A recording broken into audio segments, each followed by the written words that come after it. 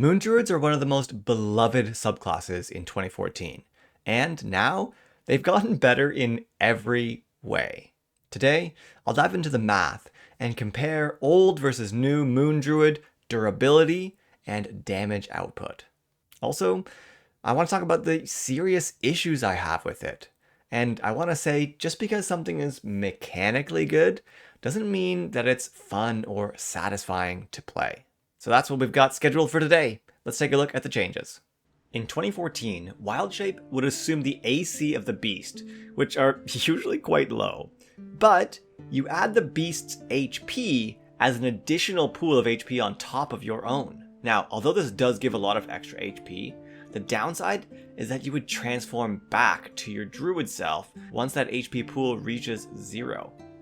Now in New Druid, you get an AC of 13 plus your Wisdom mod, which is always better than any beast you can choose.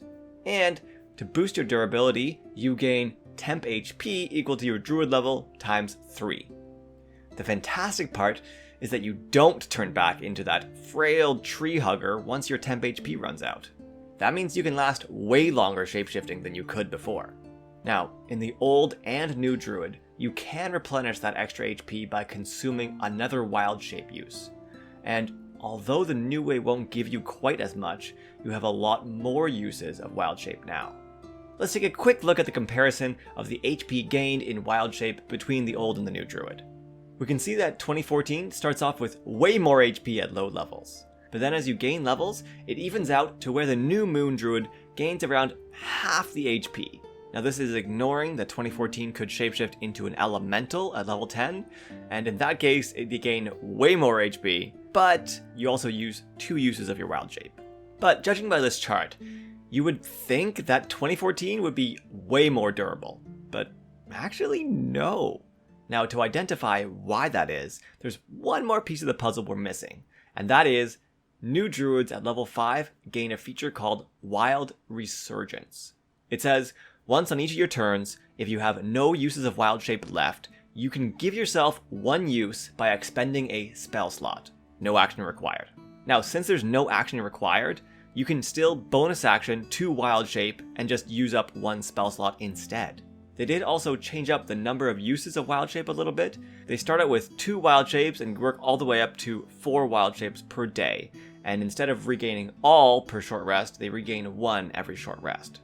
But now they can use a ton of spells to gain additional uses, each one giving them Druid level times 3 temp HP. If you're level 10, you can use a level 1 spell slot to regain 30 HP. That's pretty good. And they could do that every turn in combat if they really need to. Okay, so now let's take a look at durability and what that exactly means. Let's take a look at a level 3 2014 Moon Druid. If we wild shape into a brown bear, we get an AC of 11, and we gain 34 HP. Add that onto our existing 27 HP from our normal Druid, and we have a total of 61 HP. Additionally, in 2014, Moon Druids can burn up spell slots to regain HP. That would be a D8 per spell level. So right now at level 3, if we use up our level 1 spell slot for that, we end up with 65 HP. If a deadly encounter focus fires on us, we would take on average 28.7 damage per round. This would be targeting our AC, our dexterity save, and our constitution saving throws. And right now we would last 2.28 rounds. This is actually a really great number. How do I know that? Well, I've just done this a lot, so I know what builds this would be comparable to. And right now it's significantly tankier than a barbarian. So that's just using 1 wild shape. But what if we went crazy and used both of our wild shapes? That would go up to 3.47 rounds, which is fantastic durability. The problem is, if we end up in another encounter before 1 more short rest, we're screwed. And of course, the other really big problem is that we lose our form once we hit 0 HP. So we actually only have 39 HP to fight with. And that means we only last 1.34 rounds before becoming, well, not useless, but something much different than when you thought you'd be doing and probably much less powerful, especially if you used all your spell slots to maintain your form. If we took that same Druid into 2024, we have 16 AC now, and we gain 9 temp HP. The great thing though is that our Druid HP actually helps us in our bear form. So having a high con or even taking the tough feat really pay off. In 2014, taking tough doesn't make you last any longer as a beast, but now it's great for us. So we have 33 HP as a Druid and 9 temp HP from Wild Shape. So that ends up with 42 HP, and we last for 2.08 rounds as a beast. This is still really good durability, and we stay as a beast the entire time we're up. I hope you can see already that 2024 has cleaned up a lot of the quality of life things for Moon Druids, making them easier and more fun than before. Now that we've looked at durability for level 3, let's take a look at all the levels. For 2014, we start out quite durable, but then we fall slowly until around level 10 when we gain access to elemental forms. Then it skyrockets up, and then slowly falls down again. Now, we're assuming here that we're going to spend all of our spell slots, except the highest one, to regain HP to keep us in our form for longer. Some forms require attacking with a bonus action, and in that case, we don't always have bonus actions to spare for that. Now, once we hit level 17, we'll be using our level 9 spell to cast Foresight. This boosts our durability by giving us advantage on all saves, as well as them disadvantage on their attacks against us. So in total, we will last 2.5 rounds with 1 wild shape, including our Druid HP. If we do 2 wild shapes, we can last for 3.1 rounds before dropping. But here's our durability for how long each wild shape will last. It averages to 1.38 rounds before we turn back into our Druid self. Alright, let's move over to 2024. We have a pretty stable durability, hovering at around 2.5 to 3 rounds lasted. We do have a jump at 9 to 11 because we don't use any bonus actions as the wild shape in that time, which is the giant scorpion. So we can wild shape every turn if we need to. We also see a boost at level 17 because again we're using Foresight, and that really helps bring our durability up. On average though, we will last 2.85 rounds before dropping. And this is in our wild shape form the entire 2.85 rounds. And that is a fantastic durability. It's more than any of the other classes I've analyzed so far. If we choose to use up all of our available wild shapes, we can last around 3.6 rounds before dropping.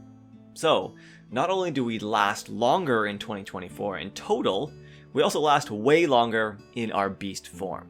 So yes, 2024 is a more durable Moon Druid. Now let's move over to the one that people care about more than durability, which is damage. Typically, what we want to do in combat is round 1, cast a concentration spell, and then wild shape into a form and attack while maintaining that concentration to boost our damage output.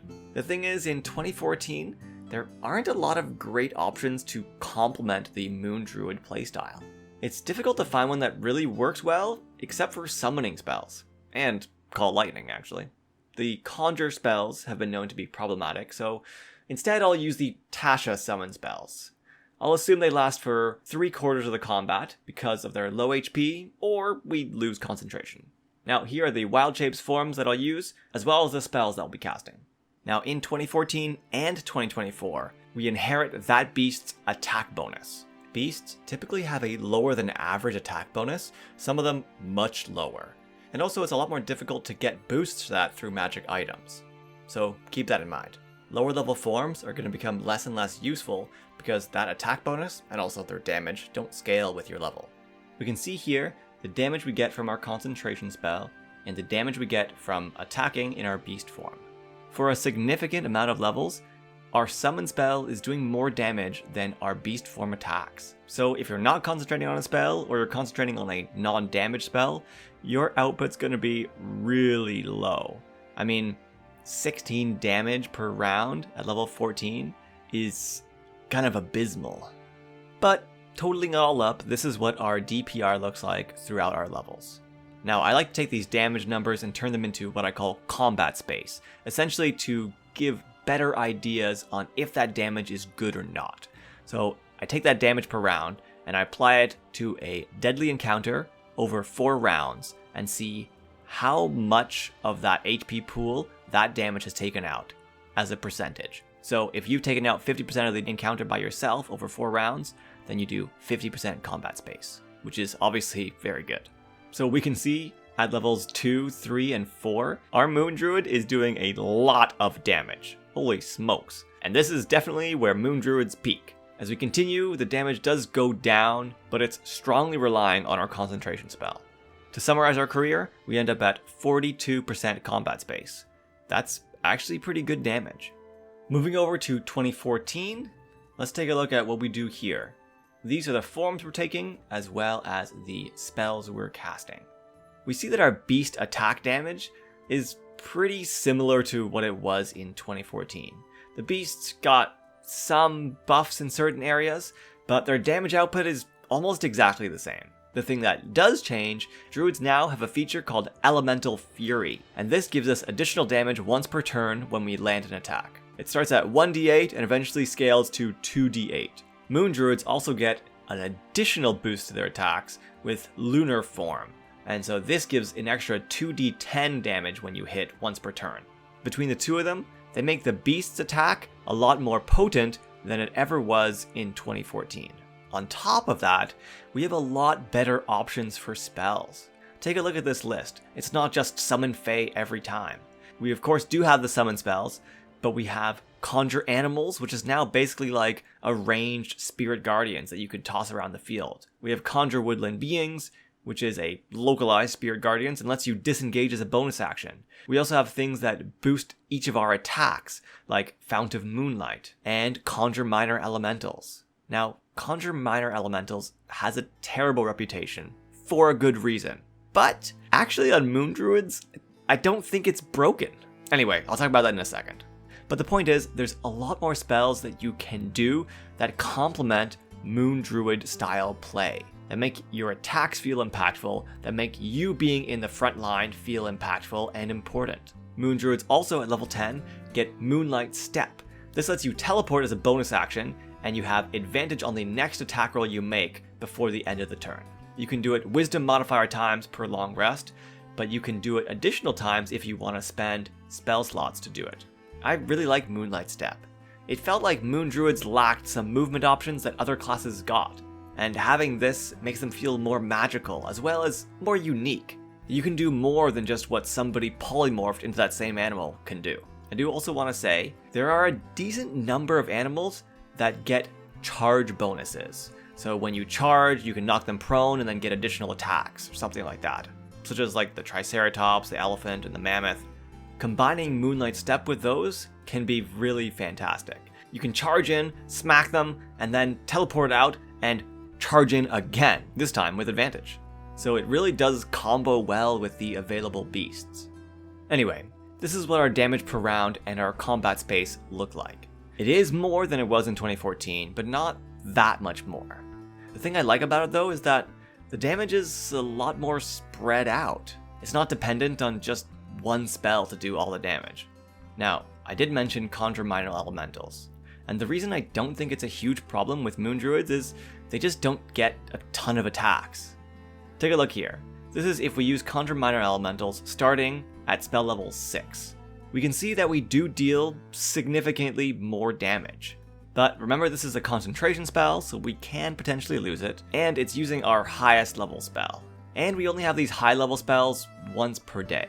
Now, I haven't done an analysis on Berserker Barbarians, but I do think they would probably be comparable. But anyway, I'm going to ignore this because I know most people will hate it. But even if we're not using it, we still deal a little bit more damage than 2014.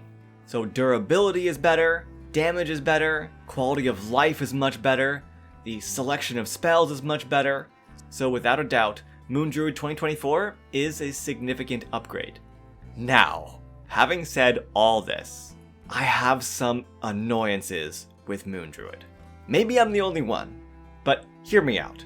My main annoyance here comes from beast form options. The options are pretty limited. There are a couple more than in 2014, but also there are some that were removed.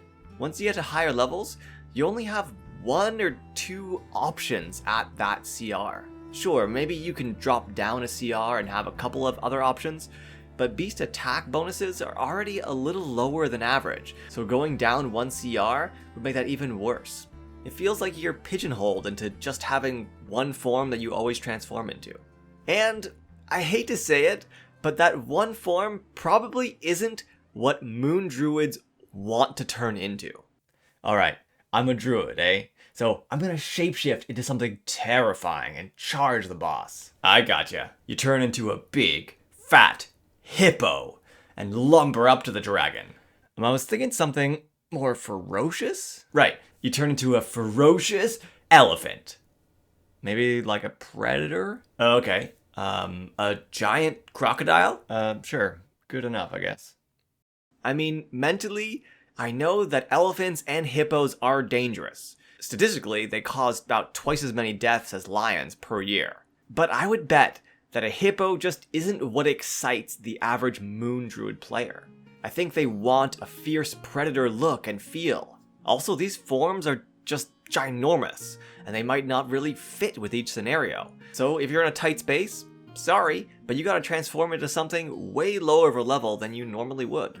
I think generally people are excited to have those options in their back pocket, where they think, oh, it would be great to just transform into a giant constrictor snake and be able to restrain these people. It would be different and fun. Or it just really fills this need that we have.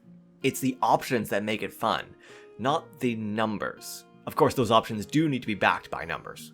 And the problem is, once you hit a certain level, a lot of those options just kind of go away. The giant scorpion, however cool it is, only has a +5 to attack. So you're not going to whip that bad boy out when you're fighting things that have over 20 AC, you're just never going to hit. So those cool options that you've done throughout your career all kind of disappear as you gain levels. Most characters start out with a few options and gain more as they level up until they have a lot of things to do and choose from each turn. It feels less fun to start out with lots of options and then steadily have those whittled away until you only have 1 or 2. Sure, you'll gain more spells, but that isn't really what moon druids are built to do and what you're excited to do as a moon druid. You're going to be begging your DM to do underwater combat so that you can use the other 50% of the 2 beast shapes that you have. Wouldn't it be really cool if you could raise the power of whatever animal you transform into so that it's playable at any level? Then you could be a max level scorpion or constrictor snake or lion and just choose based on whatever circumstance you're in. As it is, you only really have those options in tier 1 and 2. So yeah, I guess I wish they kept templates, but gave some options on cool features that you can add into the template to do additional stuff.